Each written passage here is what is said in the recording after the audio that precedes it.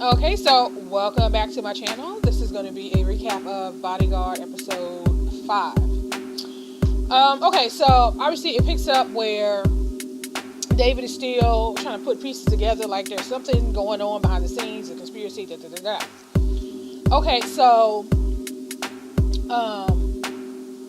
Sharma and Louise receive a report, and what they find is that the device wasn't in the briefcase, that it was already under the stage. And so they're trying to figure out, okay, wait a minute, if the security team did their sweep the way they were supposed to, they go through, they have the dogs, the whole thing, how did they miss it? And so now they're throwing around scenarios of how it could have possibly been detonated. Was it a remote? Was it a pressure sensor? And then they're like, well, if it was a pressure sensor, anyone could have walked across the stage in between the time that the bomb was placed there and Julie actually arrived on stage. So it could have been set off accidentally. Like, they're trying to figure out how this all happened. Okay, so Tom is still, he's trying to get his all his ducks in a row to try to figure out what's going on. So he goes back to his office and he's like business as usual, right? So he's trying to find something on the computer, and another officer walks over and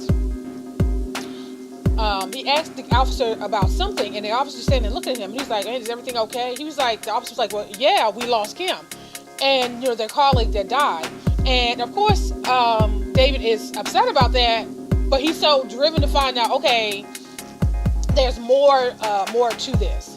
So eventually he was like, you know what, you're right, let's go out later for a drink. And so the guy, he agreed to go out with him. And so while Tom was sitting there, he's still on the computer looking up something. The guy kind of walked around and he saw the wound on David's head, but David didn't notice that.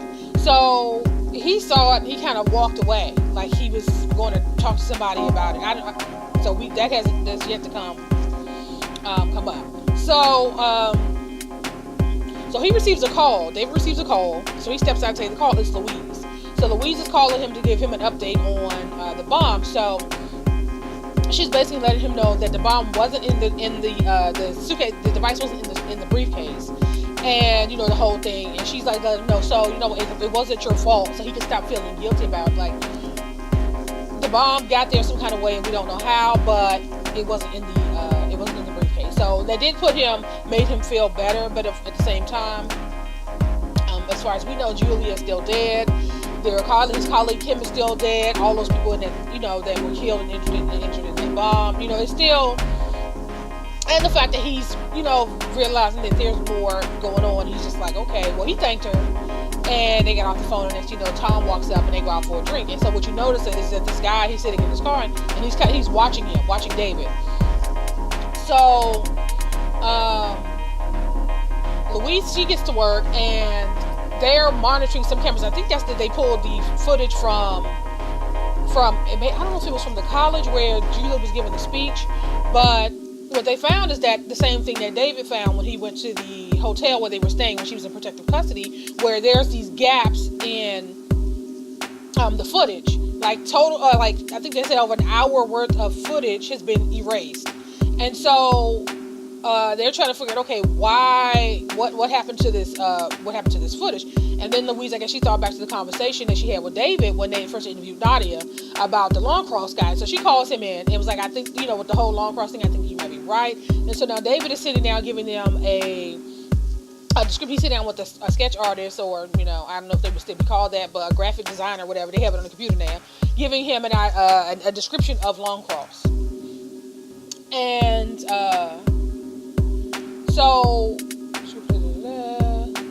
so after that, what you see is Louise, she's back at her desk doing something, and you see this officer, he didn't say his name, but he has a photo of, I couldn't tell offhand, but it wasn't until a little bit later I was like, okay, when she said the shooter, his friend who was trying to kill Julia, who ended up killing himself. So the officer was actually looking at a sketch of him, and he was going through the photos of servicemen or whatever, and he found out his identity. So you see David being taken to a room, Louise come in and was like, we found the shooter. And so she gives him the file, and then he sees his friend. So obviously he's starting to have some type of emotional reaction. And it's probably a little bit of his PTSD, but also probably feel like they're going to connect them. Like, okay, he knew the guy, And the fact that, you know, the police were already treating him like he was kind of a suspect, like he might have something to do with, you know, the bombings and all that. And it's like, okay, damn, they're going to connect me to this guy, and then they might, you know, stop looking for the real guy, just, you know, use me as the fall guy for everything. And so she, you know, Louise was like, you know, she took the file, and she saw him noticeably getting upset, and she was like, you know what, I didn't even think about it. You know, this guy blew his brains out in front of you, and I don't think that we've ever taken the time to think about how that may have affected you, and, you know, maybe you should step away. And he was like, well, no, it's more important that I find who killed Julia. And he said, what you called, and so she noticed that he had called her by her first name, and which implies some type of close relationship. Now, obviously, she's not getting from that they had an intimate relationship, but the fact that he's calling her by her first name is beyond where I guess their relationship should be, given the dynamics of what should have been the dynamics of their relationship. And so she was like, see, you called her by her first name. It's basically like, you're too close to this, and you need to step away. Okay, so they sit down again to talk with Nadia, and they started asking her, you know, a little bit, some more questions. They brought out some more photos because they're still trying to find out who her husband met with that one time she was able to go with him. And so they pulled out a number of photos. She was like, no. And then he wasn't supposed to, I guess, but he pulled out a photo of Longcross. And Nadia looked at the photo, and he asked her, is this the guy? And she shook her head, yes. And he was like, okay, wait a minute, is this the guy that your husband met with? And she said yes. And so after that, Sharma and Louise, they're in the office, going back over the interview with Nadia. And basically Sharma, he just doesn't want to move yet. He still doesn't trust David. And David is like, you know, it could be somebody on the security force, somebody basically with inside this could be an inside job of, you know, this whole thing. And of course Sharma doesn't want to, nobody wants to think, especially in that kind of field, that you have somebody that you're sitting next to and is supposed to have your back that's the enemy. But at the same time, that coupled with the fact that Sharma doesn't trust David, he was basically like, we're not going to move on this. This is basically circumstantial. This is hearsay. We don't have enough to do anything. And David is basically like, you know, you have this guy. It's an inside guy. There's something going on here. And he basically storms out. Louise, you know, she's like, he's only trying to help. And so she goes out behind David, and she tries to talk to him about getting help. She told him about the moon on his head, and, you know, how, you know, she should take some time off. And he was basically like, you know what? You should be worried less about me and more about Longcross, and, you know, and trying to find out who killed Julia. And so he walked away, and she's kind of left standing there. It's like, you know, it's a lot. It's a lot. That's only like that's all that happened in like the first 15 minutes of the show. It's like, okay, a lot. Okay, so they realize that he's being followed. Okay, so he, as he's leaving the office, you can hear in the background that the news are playing that Julia's funeral was that day, and talking about, you know, this is a great loss and that. So he's home. And he has his file hidden away in some little compartment. So he goes to pull out his files from when he was keeping tabs on her. And he pulled out the thumb drive where he was keeping all the recordings. Because if you remember, they had adjoining rooms when she was in protective custody. And so whenever someone would come to visit, he would record their conversation. So he's going back to play the conversation she had with Longcross. And that was a conversation where he had given her some encrypted file, and was basically explaining to her that she only had a certain amount of time to view the images, that it would be destroyed. Okay. So what he got from that was 3 cover-ups, and it had something to do with sexual assault, drug abuse, and financial misconduct, and each, I think, involving a different person. So he, very, very keen, decided, instead of doing a search in his home, he went to an internet cafe. And so you can tell that he was uneasy there. He was the only person there. It was late at night at this point. And so everybody that walked by, he's kind of, you know, keeping an eye out, you know, just paying attention to his surroundings. And he, after doing the research, he he left, but what you saw was he went across the street and he was looking at the internet cafe. This car pulls up, two guys jump out and go to the internet cafe, but of course he's already long gone, or at least they think he is. And so who he saw sitting in the front seat of this vehicle was Longcross. Okay, so he took down the plate number, and of course the next day he went to work, and he walks past. When you walk in, Tom's desk is there by the door, and Tom is sitting there looking at kind of suspicious, like, what's up with Tom? But he heads onto his desk, and he goes to look up this plate number, but it's not coming up, and he's trying to figure out, okay, what's going on. So this is further strengthening his theory that this is a security officer. And so while he's there, his boss, superintendent, I can't remember that woman's name. I think her first name is Lorraine. She's noticed that he's there, and she calls Sampson to let him know let her know that he's there. So she walks over to him and says, "Oh, do you mind taking a ride across town?" He was like, "Oh, that's fine." So they go to meet with Sampson. So Sampson starts asking him about the sketch of Longcross and his theory that he's a part of the security team, which is the update she got from Sharma and Louise. And he said, "Well, yeah," and he explained to her why, and that he thinks they're doing a search on keywords, like if people's hitting a certain keyword, that a red flag goes up. So that's how they knew what he was searching at the internet cafe, based on his search history. So, and the fact that he explained about the car and how the plates were bogus, and that's why they're being withheld. I got this huge scratch on my damn leg from this chair. God damn it. Okay, off topic. So, they, start talking, throwing around what could possibly be the issue, and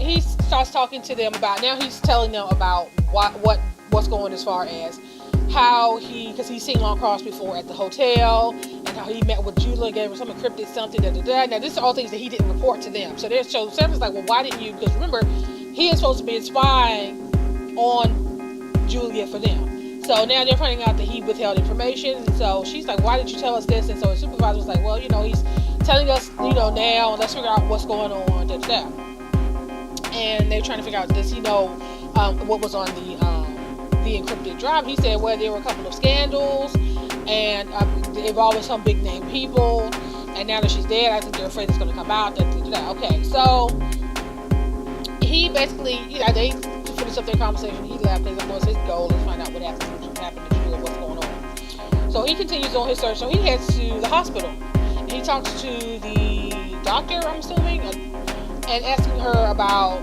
the people that comes and goings, and people who came to visit Julia during the time there, and started talking about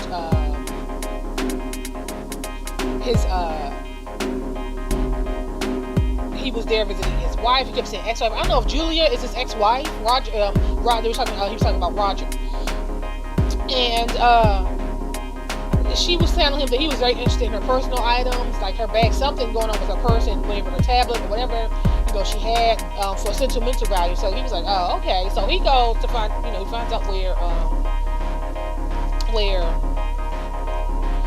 Roger is. He's giving some kind of discussion or meeting or something, I don't know.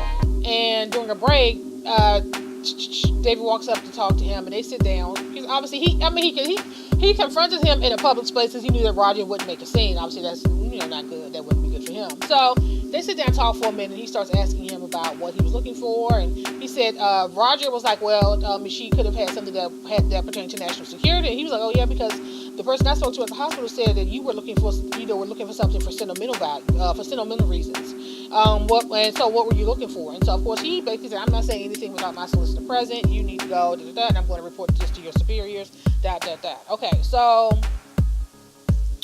during David's conversation with Sampson and his supervisor, he did mention Mike, and so obviously there's some going on between Sampson and Mike as far as whatever they got going on, some shady shit they got going on. And so we flash to Mike. Mike is there now having a conference. He's with security people, they're around the table talking about this. He has this photo of this long cross guy, and the speculation that he may be part of the security services. So the person who has that is Steven. So he gives the sketch to Steven. Steven's like, I don't know who this is. And Mike was like, well, you know, a way to clear that up is to give us basically access to your personnel records. And Steven was like, well, no, because it's a matter of national security. We have a ton of high-profile, very sensitive cases that we're working on now. We have a lot of operatives in the field, and I can't risk exposing them to risk them being exposed, basically for their safety. And he made some comment, and Mike was like, well, I'm your supervisor, you report to me. And then Steven sat there and was like, he told him, we all report to somebody. And so basically Mike was just sat there like, okay. So like Steven was like, I ain't giving you shit. I ain't telling you shit. You ain't getting nothing. I'm not giving you, and I'm not obligated to give you shit either. So Mike goes, Roger goes to Mike's office to give him an update on what's going on with David, basically saying he ambushed me at this meeting. And so now they're all kind of nervous. So, because at this point they think that either Julia told him something or he's starting to figure things out. Okay, so David, he's waiting outside. The next morning he's waiting outside of Rob's house. And so he basically jammed him up, basically like, I knew you had something to do with Julia. I knew there's something going on with you. You're going to go back to SL15, which is Sharma and who Sharma and Louise were for, and you're going to give them a statement about everything you know about what happened that day. And so he went in and he started telling them about, basically their goal was to embarrass, they were all afraid that she was making the bid, basically a power move, like she was being the next prime minister. And so their whole thing was to prevent that from happening. And so he said their goal was to embarrass her. So the goal was to put, basically to jack her speech up to make her look like she was incompetent.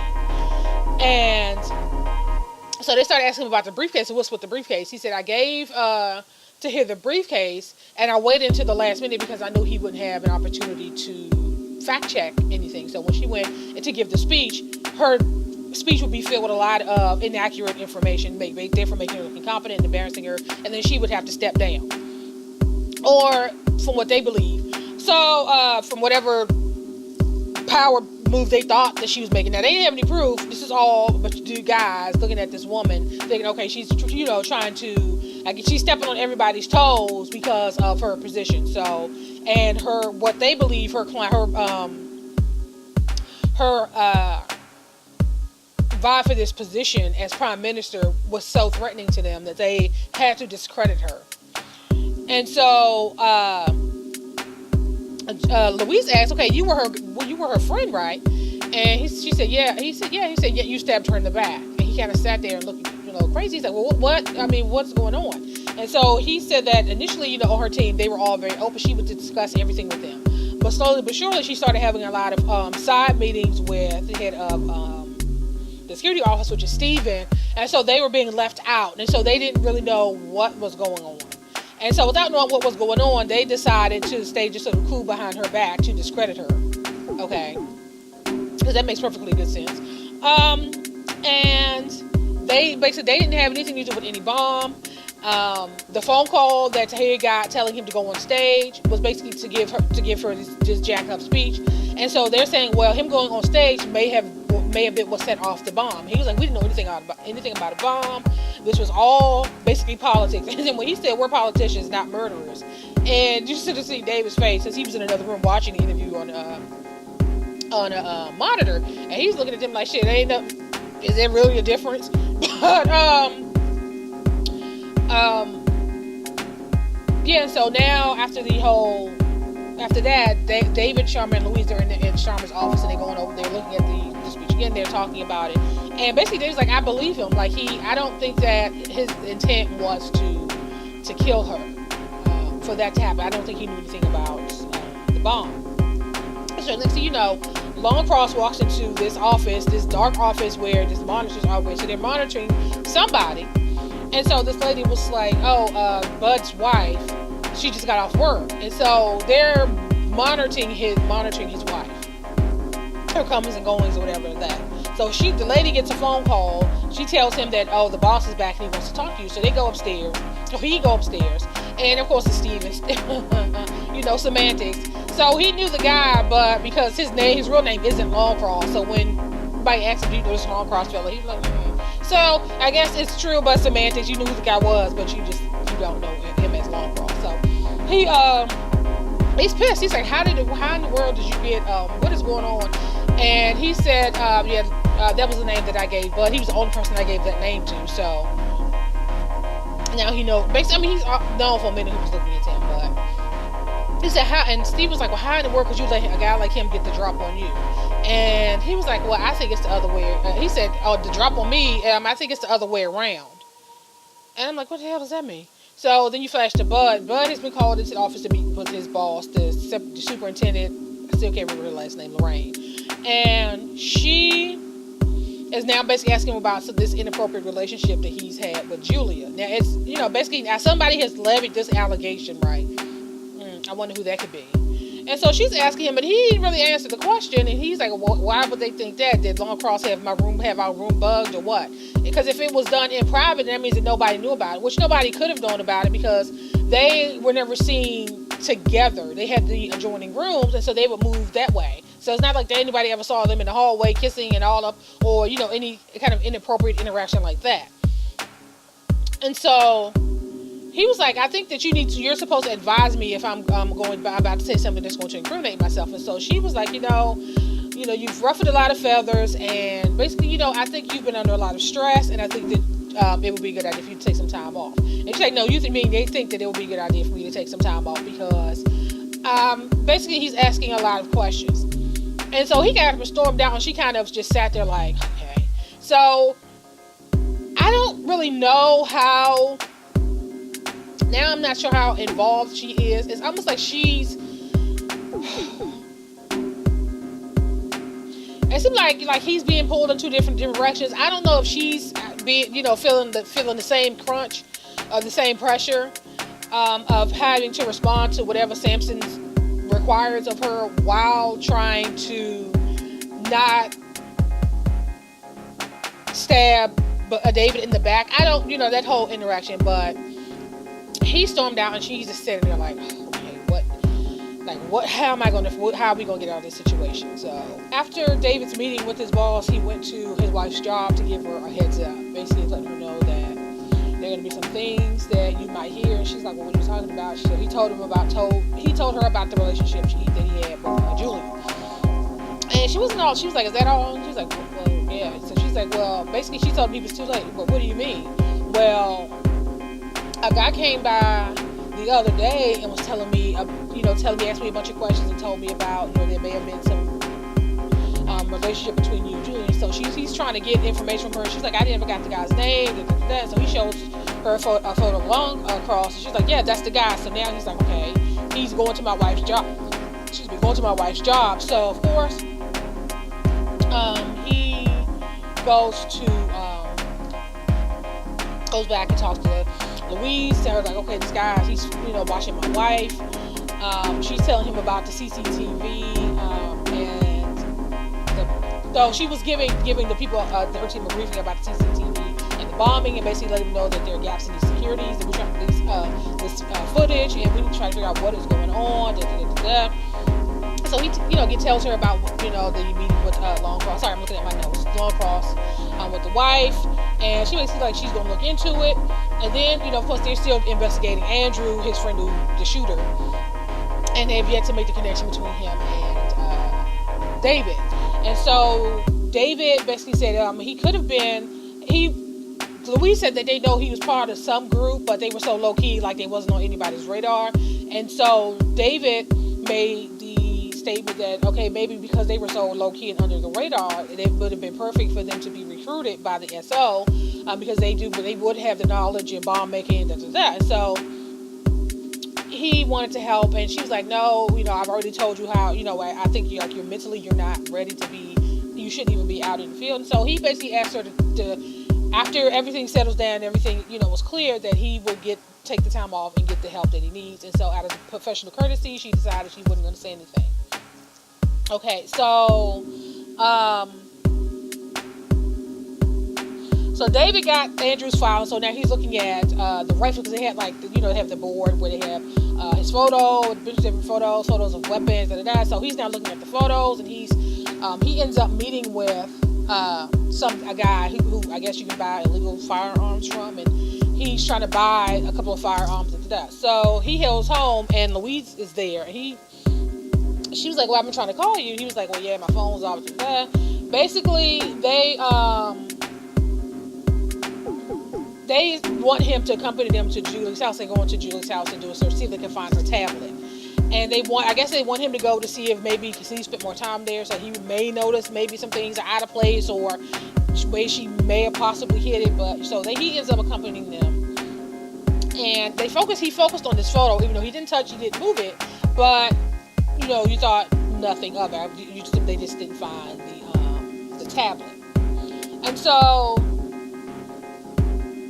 David goes back to his office, and of course Tom is still there lurking, watching, looking at what he's doing, and he looks up something on his computer, and then he leaves. And so Tom goes into the boss's office and basically tells him, basically, it's not in my nature to kind of rat on my co-workers, but I can't ignore the fact that people are not saying anything about the gunshot wound on his head. And so she told him to come to the office, and they sat down and they talked. So, and while this was going on, David just happens to be at this coffee shop, and who walks up to him? Chanel. Chanel was Julie's older sister, the one that threw that hissy fit after being fired.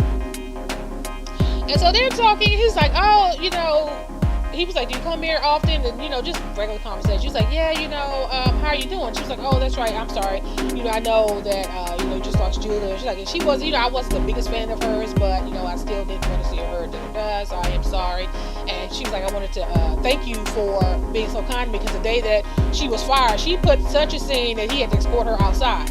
And so she ends up getting into the car with this dude driving off. And she basically thanked him for being so nice to her. And he was like, oh, I would have thanked you properly, but I didn't have your number anymore. And so they ended up exchanging numbers, and she offered to, they meet up for drinks and, her treat. So all good. Okay, so he ends up watching her, and but the thing is, she was waiting for a drink to be made. And so the lady called her Sam, and she was like, Sam? He's like, yeah, because she was basically like, yeah, I just don't want to deal with them spelling my name wrong. So she gets the coffee and she goes out. And so he watches her, and she goes and she gets into the car. And so the guy in the driver's seat that was the guy who was watching David when him and Tom left to go get their drinks. So I was like, why is this guy watching him? So he took a photo, and then of course he went back to